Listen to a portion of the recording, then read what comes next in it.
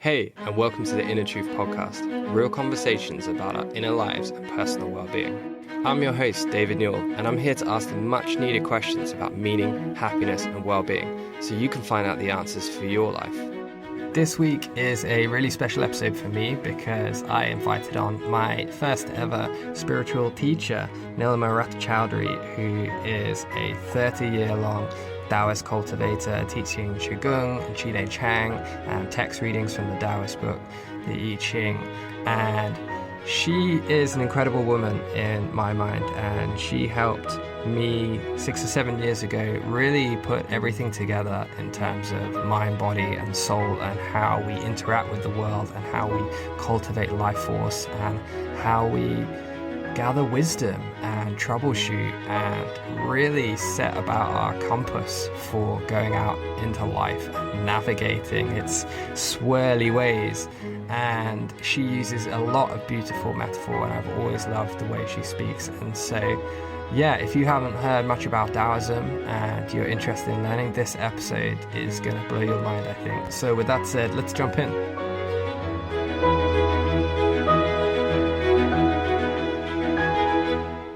So Nilima, welcome to the show. It's such an honor to have you here.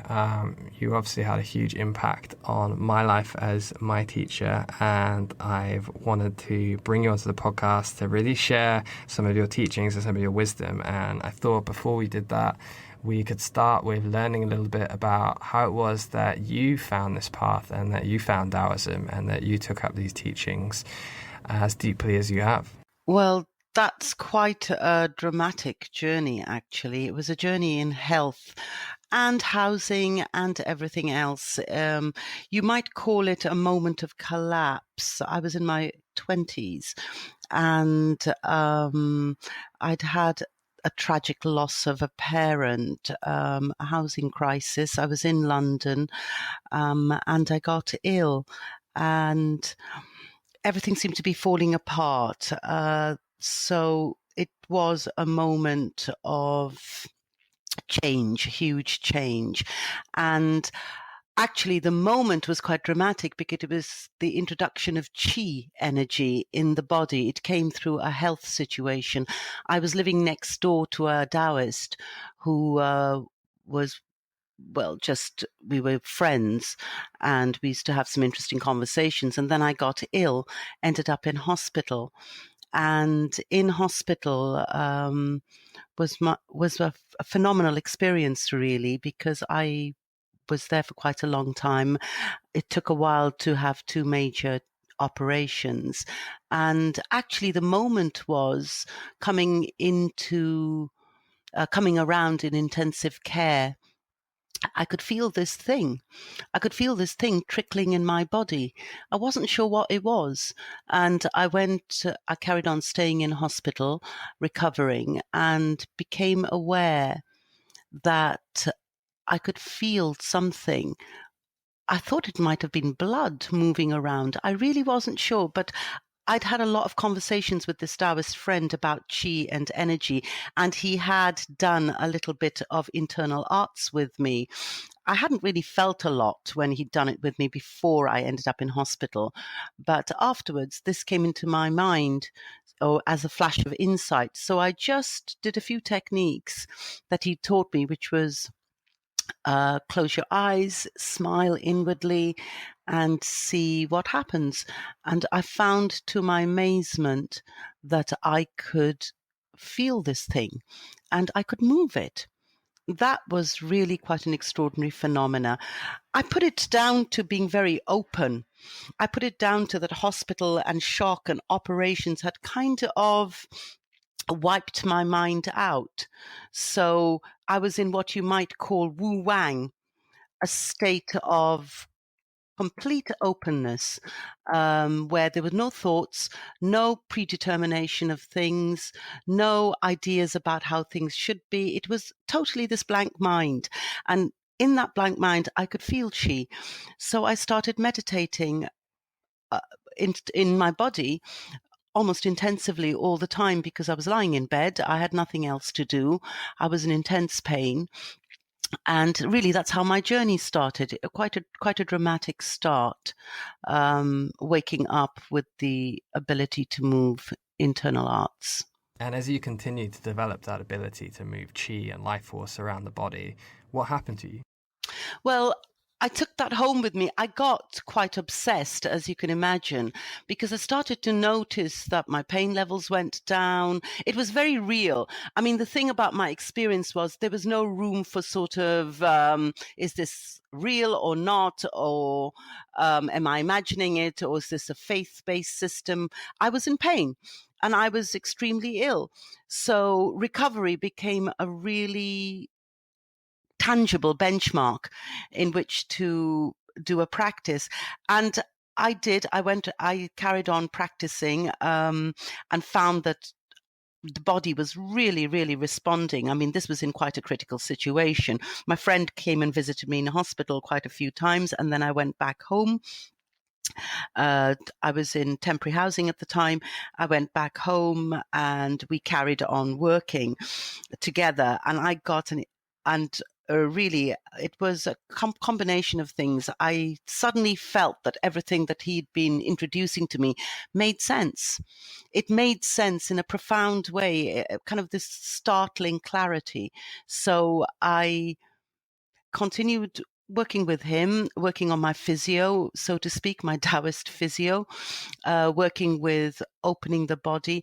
And then I got in, strangely, somebody else, completely unrelated, sent me a copy of the I Ching, the Book of Changes, or the I Ching, the Book of Changes, as a get well present. Because I'd sort of must have mentioned it or something. I can't remember. And that really was an extraordinary discovery for me.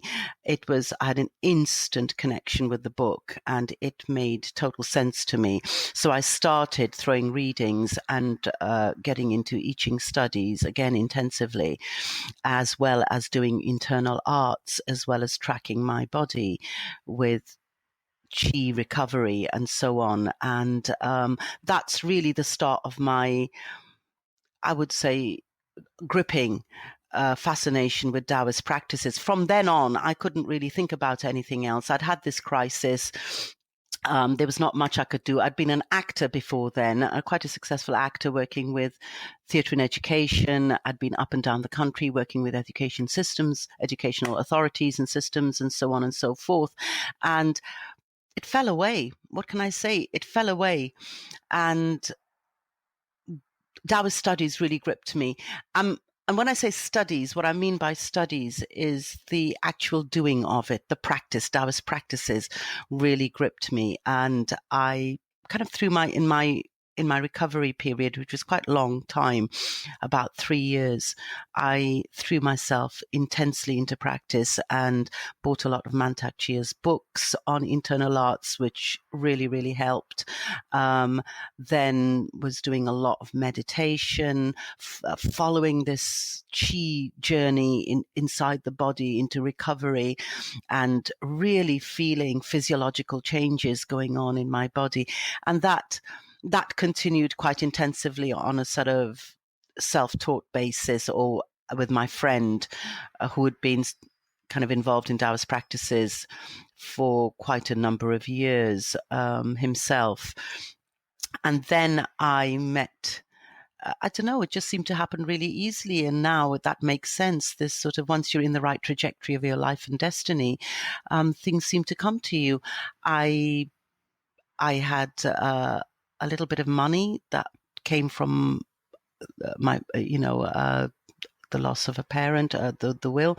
And I put that money towards finding out about studying Taoism, and got onto Mantak Chia's courses, started to go on the courses, so on, so forth, traveled to Switzerland quite a lot, other courses he came on, and so on, and ended up becoming a teacher in his system. That was quite a long time ago, early on in my career. I ended up becoming a teacher in his system and started to, I guess, organize my practice at that stage. So when someone new comes to you, a client, and they are, say, at a loss or in need of clarity, perhaps their life has befallen some challenge or adversity, and they are finding that their existing kind of paradigm or worldview isn't really fitting with what will bring them inner peace, perhaps because the way their existing way of seeing the world has been causing them suffering. How do you start with that and begin to help the person cultivate, I guess, a Taoist perspective of themselves and the world around them? Well, I think I'm really interested through my treatment work and so on. I'm really interested in the nature of diagnosis. And a diagnosis is what you might call activating your inner senses. So when someone comes to me and their life has fallen apart, or they're looking for a way out of something, or they're a bit confused, they usually give themselves away when they talk to you. Underneath all what they can't do, or underneath the pain, or underneath the problems that they have, you can get indications of what interests them, or where they're going, or what sort of thing, what is resonating with them, what is it that they actually want. And the really good thing about Taoist practices is you have many, it's an ocean. The Taoist practices itself is an ocean, but it's got many disciplines that come off it. You have text study, you have internal arts, you have meditation, you have Qigong, which I specialize in, you have Zen painting, you have many ways that you can enter Taoist practices. So I usually try to find out what suits them, what is the entry point for them that would work with them, and use that discipline to bring them in. Over the years, I've honed that into sort of a complete diagnosis that involves all the disciplines. So Shen Qi, which is spirit talk or consciousness talk, is something that's really important in the way that I resonate with somebody coming to me. So I will chat with them. And in that spirit chat, if you like, I can present another perspective, another way of looking at the problem that they bring to me, and seeing how well they resonate with this different perspective, or another way of looking at it, or turning it on its head to see it, from another angle. Or very often it's to look at the belief systems, for instance, that underpin that sort of thinking, or mind or beliefs. And that works, I would say, almost 100%. Yeah, I mean, you mentioned the I Ching earlier. There's, a lot of the theme in that is that inner peace comes from clarity, gaining a proper cosmic understanding of a situation that might be causing us inner conflict. Can you talk about what that means actually in practice? Well, that's a biggie. But yeah, the I Ching, the Book of Changes, or you might even call it the unchanging in the changing, is about exactly that, changes. How do we access our original nature? Because the point is, if we can access our original nature, then we will find our trajectory. We can troubleshoot our way out of anything, or find our way into harmony, whether in the most mundane things in your life, the most mundane problems, the more mundane, the better, actually. So the I Ching is a study of uncovering your original nature. So a lot of conflicts are to do with the way we think. It's the interruption by a certain sort of mind, and it's a predetermined mind usually, and it's compounded with conditioning, or the way we've been conditioned. And these two things put together give us a very fixed way of approaching our problems, fixed in the sense that our thinking is fixed, it's rigid, it's dualistic, it's either or. And we haven't got this flexibility to get between the dualism of either or and into a more flexible way of thinking, or a more flexible way of looking at situations. So the I Ching really is a study of the situation you're in, and the way you think about it, the way you react to it, the emotional overload you have to it, and finding a way of dismantling that perspective or that way of reacting or that way of response, and kind of replugging you synaptically into a different way of thinking, a different way of seeing. That way would encourage your inner senses. Your inner senses, for all the outer senses that you have, you also have your inner senses. For outer seeing, you have inner seeing. For outer hearing, you have inner hearing. For outer feelings, you have inner feelings as well, so on and so forth. Outer smelling, inner smelling. So these are the senses that get disabled, really truncated and disabled, the more you just rely on your outer senses to feel a situation. So awakening it's a little bit more than intuition. It's awakening the consensus of these inner senses is a way of finding your way to a more resonant approach to the situation you find yourself in, and to be able to follow that in quite a specific and quite a startlingly accurate way.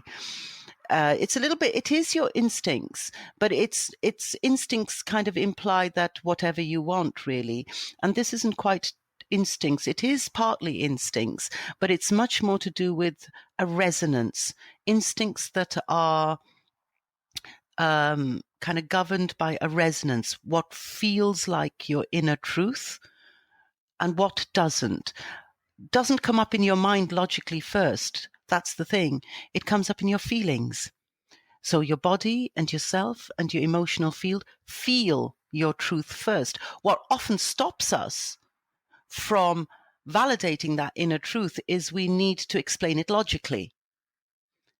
And that's a real problem, because that immediately halts you. It immediately stops your process of finding out what's really going on in the situation you find yourself or want to get out of or get into or whatever.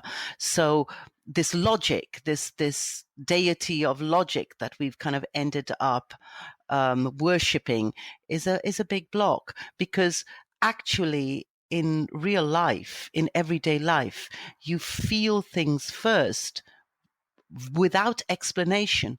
You feel them first, and then they lead you to a certain logic. But if your logic, the problem with logic is that if where you should be going is a different place to where your mind wants to go, and logic and intuition and this resonance aren't in the same field, then you find yourself very torn. You find yourself in conflict between what you feel is an inner truth and what your mind tells you is an outer truth. And so the study of the I Ching, and which is essentially a book on troubleshooting, is first and foremost for a student how to bring that back into a consensus, into a combined psyche, into a combined whole of all your senses, so that you're operating from a clarity that's to do with all of you coming together. Now, what I've done over 30 years, and as a scholar of the I Ching, is that I've brought a lot of that knowledge into the way I diagnose and into the way I talk to people. So to answer your earlier question, you could say text study, or the I Ching approach to even health problems or diagnosis. I automatically integrate that into my treatment work. And it's interesting because in respect of when you bring that integration of those senses and thinking mind together, that the I Ching means the easy way, and there's often a lot of mention in it of the power of of non-action to change, the power of changing things through our inner attitude alone, which is quite antithetical to sort of our Western thought process of action equals outcome. What does it really mean by non-action, and what is the thought process behind that philosophy? Well, it's a subtle one, because you're talking about Wu Wei. And how do we translate that? Well, we can translate it in a scholarly manner, or which would make no sense to us, or we can translate it in the way we do wu wei every day, which is, do you wake up in the morning, and do you already know what your day is going to be like? Mm-hmm. Well, you know what your work day is going to be like, okay? Mm-hmm. But you don't know what's going to happen in your work day. And you don't know what's going to happen after your work day. And you don't know what's going to happen on the way to your work. So we're already in actionless action there. We're moving towards the day, we're in the day, but we don't really know what's going to happen. So in that sense, we're already employing non-doing as a way of doing. We come to our decisions when we need to come to our decisions, but we don't, this doing is something, like you say, that's been born in the West, in the modern world, from a kind of misguided work ethic, probably, or some idea of doing as a virtue, as a conscientiousness, or a virtue of being conscientious, or something like that. But so what gets eradicated, if you like, is this period of unfolding. So it's not that we don't do and abdicate responsibility, but that there's a period of unfolding of everything we do. And in that period of unfolding, things come to you, things that are, and more importantly, things that are outside your control. So your doing is made up of more things than just the things in your control. Your world isn't completely in your control. Your day isn't completely under your control. So this unfolding, this surfing a certain wave, the line of least resistance, as opposed to, I think Alan Watts said it, rowing a boat, surfing something, is the idea that things come through the line of least resistance. So we meet it, personal Tao meets something, we put that 50% of our effort in, but then where does that effort go? It goes out into the void. It goes out into something other than you. It goes out into the world. It goes out as energy. So there's a period of unfolding of how that's responded, how that action comes back to you, what clarity you need, what insights come, what people come, what help comes to you. So the idea of non-action, I would translate more as the idea in practice. I think non-action is a bit of a misnomer. I think it gives the idea that we do nothing. And although that's technically true, it kind of, people tend to mistranslate it. I would call it unfolding, a period of unfolding.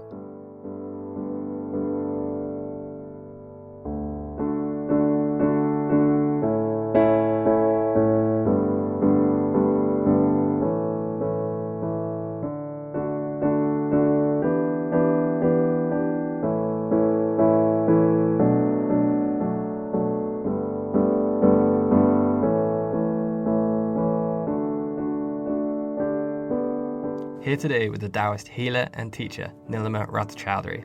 If you're enjoying this episode, you can learn more about our guest, as well as read show notes from the episode at innertruth.org/Taoism. I'm David Newell, and this is Inner Truth.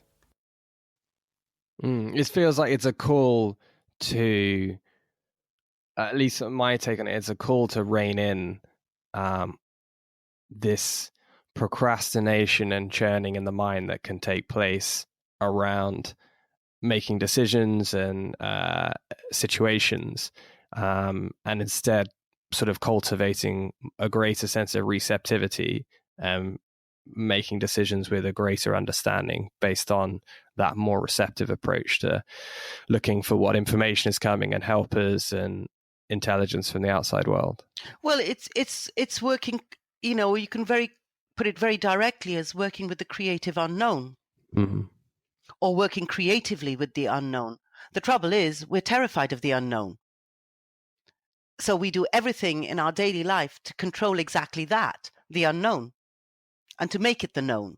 So, in answer to your question, yes, we have to be receptive to the unknown, to be able to work with it creatively. But before that, you have to learn to be receptive. Before that, you have to learn not to be scared of the unknown.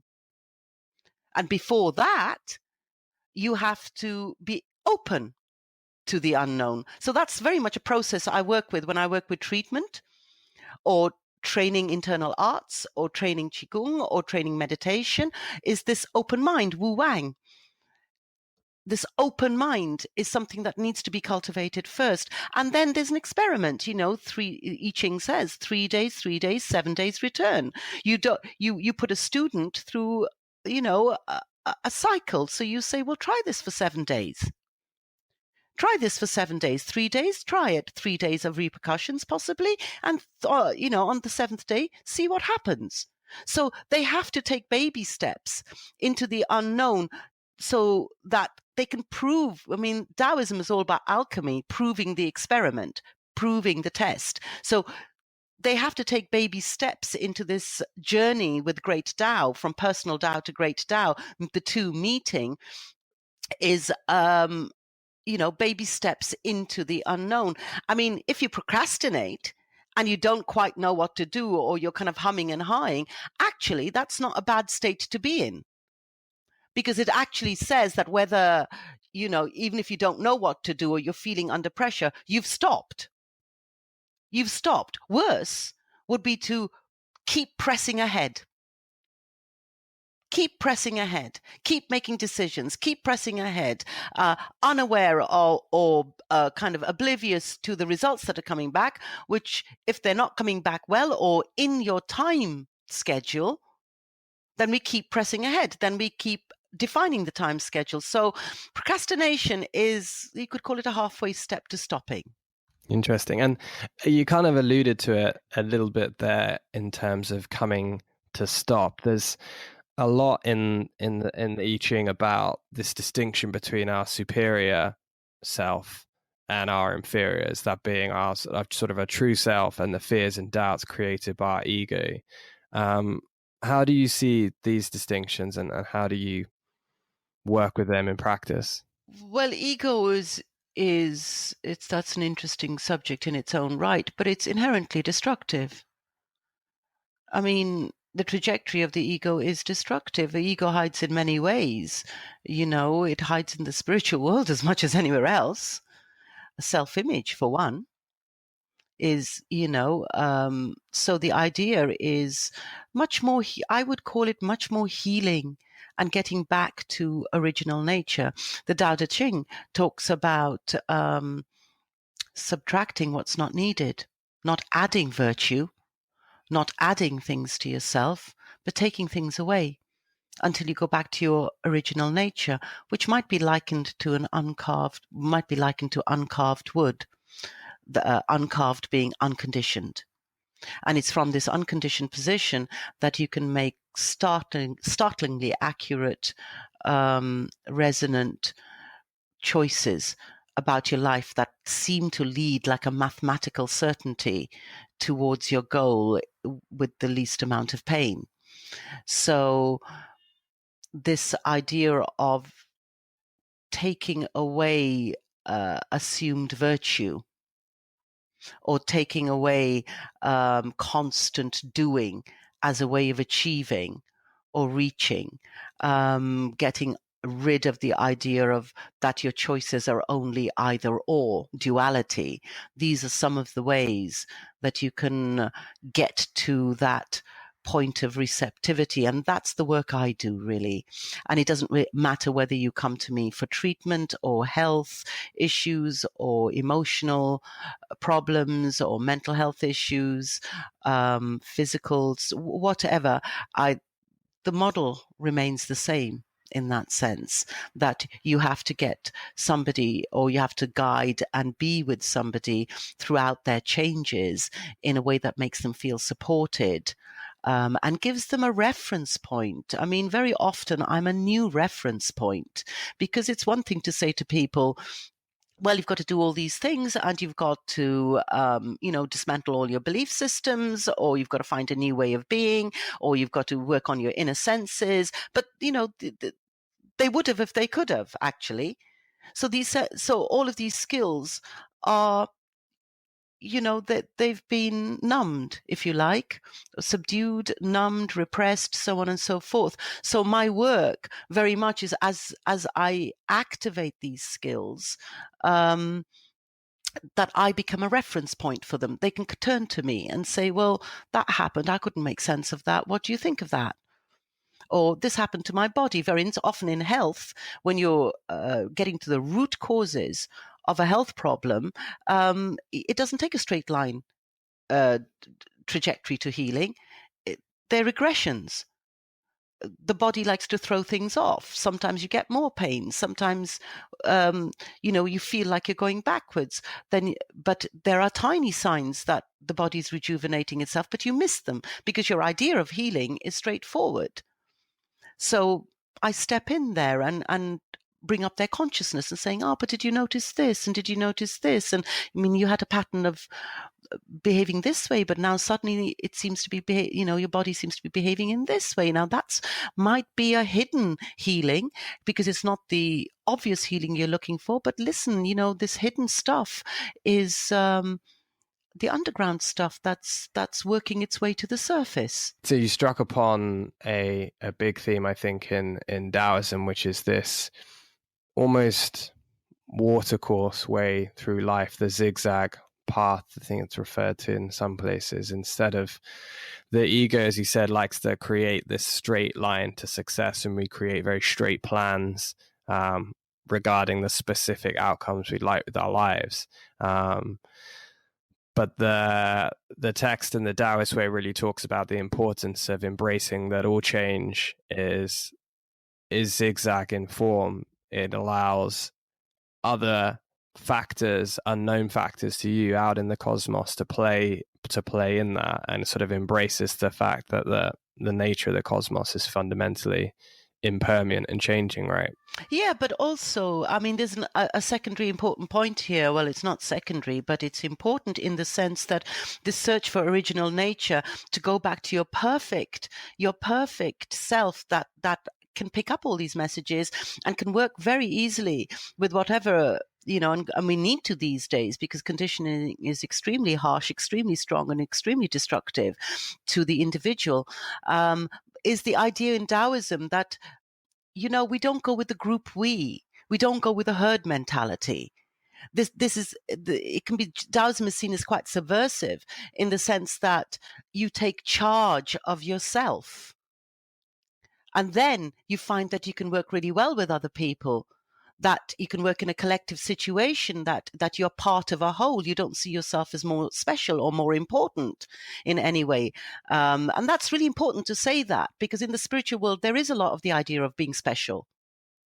And actually, we're not. And that's the biggest thing I want to say about the spiritual world, is that maybe in the spiritual world, we're opening up skills and we've chosen to work on them, and we've chosen to develop them or study them or make them part of our lives. But the essential point is, we're not special. Everybody can do it.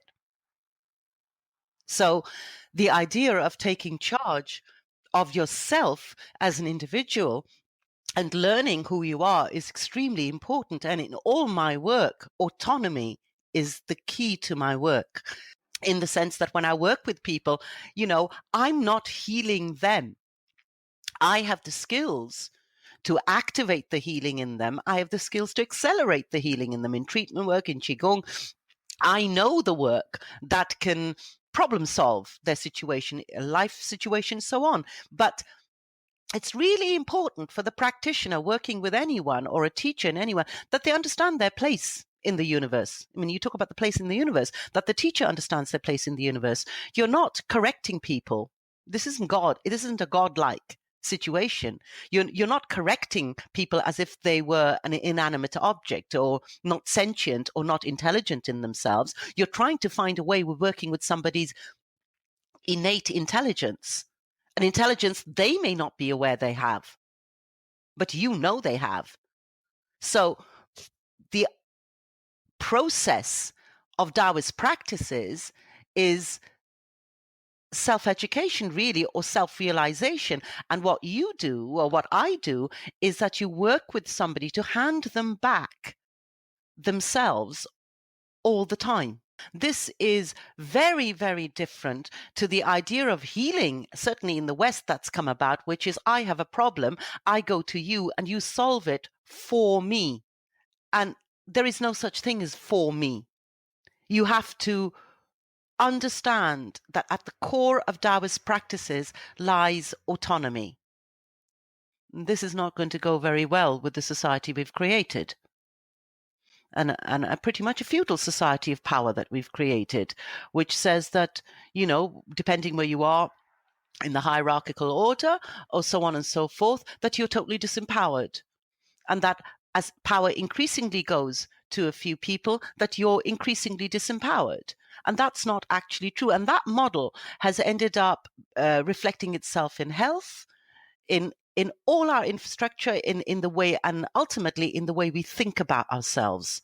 So this autonomy, this constant journey of autonomy with a teacher, with a guide, with a practitioner in your own practice, even when you don't have a teacher around you, but you're studying like I did in the early years, you have to have this inquiring intelligence constantly coming out. You cannot drill yourself into saying, okay, I have no mind.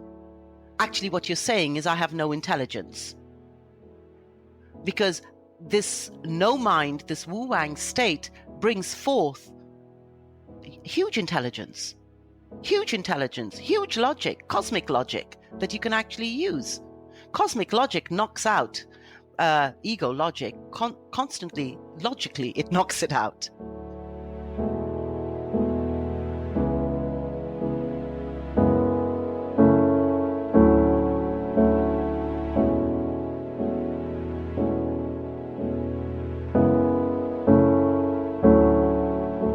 You can find more episodes as well as show notes from today on our website at innertruth.org. You can also join the community on Facebook, Twitter, and Instagram. I'm David Newell, and this is Inner Truth.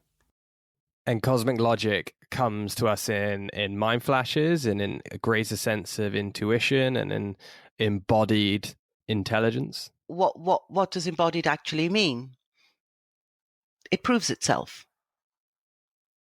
It proves itself. The content proves itself. You see, a lot of our logic doesn't prove itself. It's just a mind construction. It's a holographic mind construction which we go around and round and round in, and we never actually stop to check the logic of it. So embodied logic, whichever way it comes, is that there's a deep sense it feels right. It feels right on all levels. It answers all your questions. It alleviates the pressure, and it makes you feel better. However difficult the decision is, it does make you feel better. It brings back the chi that's been separated. 23, splitting apart. In the I Ching talks about how your energy, your chi gets undermined, gets split apart, how you have different ideas for different things. You have different yous in different boxes, and how they compete and fight with each other until the whole structure falls and the roof falls, of your inner house or your outer house, but certainly your stability. And the idea of embodied is that the decision you make opens up the same you in all parts of your life. You're not competing with yourself.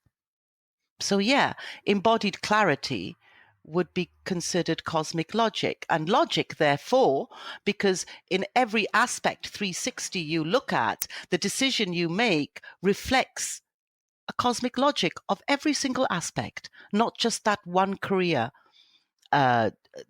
aspect or that one love aspect or that one health aspect. There's no point going forward with your health, for instance, if there's the rest of your life is undermining your health.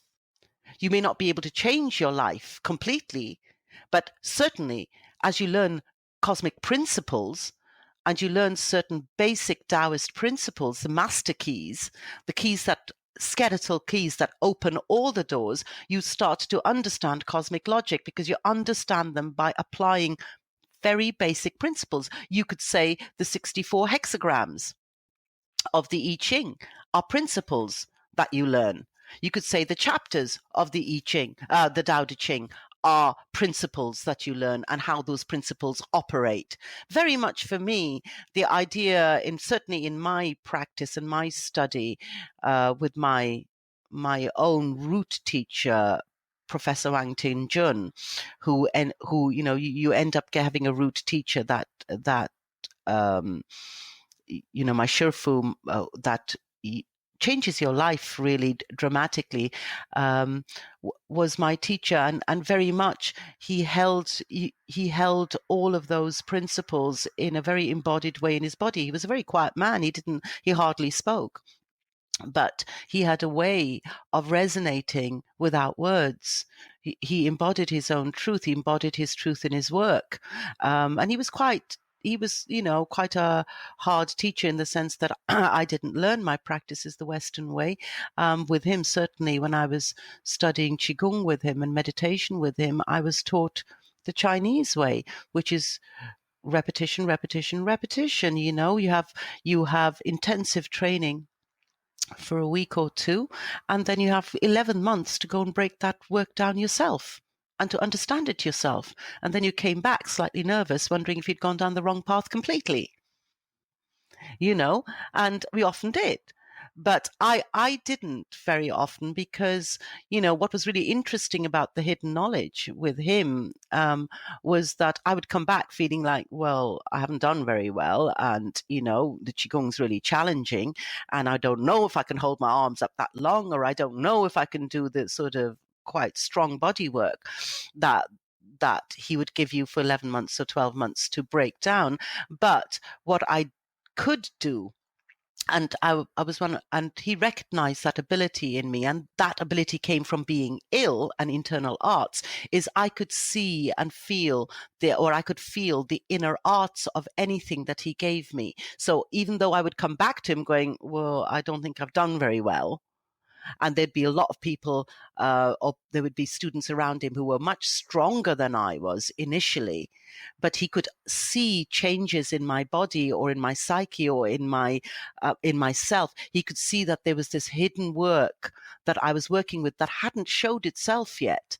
And he used to confuse people, because there was a lot of, not a lot, but there were students around him that obviously looked better than I did when we were doing the work for years and years, doing the work. And I couldn't understand why he would always say, well, yeah, you're doing really well, or yeah, keep this going, Nilima, or keep that going, Nilima. I thought, well, why? I'm a bit of a shambles, really.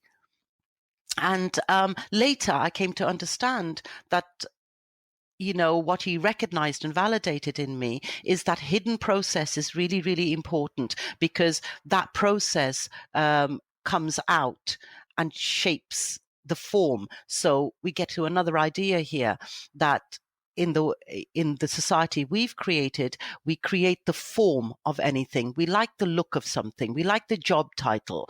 We like, the form. We go for the form first, and then we try to fill in the content later. But actually, the Taoist way is quite messy. We work with only content, formless content, in coming at you from many different directions, until you become really intelligent in what it is that you're doing. It becomes knowledge of the heart, and slowly you see that that content shapes form. Form doesn't shape content. Content shapes form. And then your work looks extremely good, and it's extremely accurate, not because you've imposed a form on it to look good, but because your content has created that accurate, beautiful form. So an example, you could do Qigong or Tai Chi or Tai Chi for 20, 30 years. But if you can't get into what the content of that work is doing on the inside, but you only ever memorize the moves, then you've missed the whole point of the practice, and your ability to develop in it is very, very, very limited. And usually what happens with training and practice is that you get bored after a while, because you're going nowhere with it. Because you're attention is more on the form of how it looks than the content of what he was supposed to do. And do you think our ability to observe and resonate and respect the content of our action is in tandem with our cultivation of our inner senses? Because it seems that our outer sense, we're very used to using our outer senses to plot and plan and measure and evaluate the externals of a situation. Well, there's a good answer for that. How many good managers do you know? Relatively few. Exactly. But can you remember the teacher that really resonated with you in school? Because we tend to for a lifetime. When we get that one great teacher in primary school or wherever, and they changed us for a life, we remember them for a lifetime. But so the idea here is that, I always go with the idea of managers, teachers, no less. But and I put the standard to myself. It's what's a good manager? Is a good manager somebody with a job title and a lot of power, but is actually inept in their job because they can't get the people around them into a cooperative relationship to get that creativity done in a way that doesn't harm everyone? Or is a good manager somebody who understands people, has inner senses, can intuitively find ways of activating each person in her or his team and get them to working together voluntarily and bring out their free will, the free will to do it and to do it well and to do it together, to cooperate or to cooperate with him or her? That's a skill. That would say that the content of your skill is shaping you being a good manager, or you liking your manager, or you being, saying, oh, my work situation's great. I got a great boss. Or my boss doesn't act like a boss. Often you hear people go, oh, him or her, that they're really great. They're just normal. That's the term that keeps coming out. They're normal. So that's the workplace is a critically important place, certainly in the society we've created, about looking at form and content, because very, very, very often you have promotion, outer promotion coming from, and it is an outer promotion, which is form and box ticking and coming from a rigid idea about doing, and a rigid idea about a certain sort of virtue, which is to do and push, often at the cost of other people, and to become numb and cynical or not empathic in the because that's considered a weakness, or so on, and just to go for yourself in that way, and then you land up with a job title and you find you can't really do the job, but you've got the job title and the salary, but you feel inept every time you enter the office because you don't know how to do your job. You're lost and you're confused. But of course, you can't show that because ego would have pride as one of its skills. But then you also have other people who go by the merit, and this is inner promotion, go by the merit of knowing, being such a master, knowing their own skill set so well, having worked at it so well, knowing it's making it knowledge of the heart, becoming so intuitive about them, about their skill set or whatever it is that they're doing, that when they reach that inner promotion, as the Tao would call it, becomes outer promotion, then you find that they were absolutely the right person to bring into some sort of management situation, because they increase everybody, they increase themselves, they increase everybody, but much more, they have a great centeredness and a great stability about the work that they're doing. And that fosters stability in the people around them. I'm thinking, a lot, we've been speaking a lot about cultivating our inner senses and then marrying them to our outer senses, so we have this more integrated, embodied approach and way to stand in life. I think a lot of people will feel like they have their external senses are firing fairly strongly.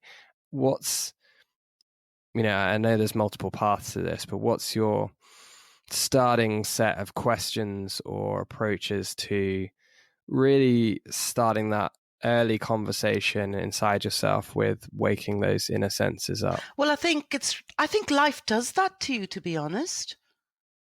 I don't think you have to go and look for anything extraordinary. I think life does that to you anyway. There's always something to troubleshoot.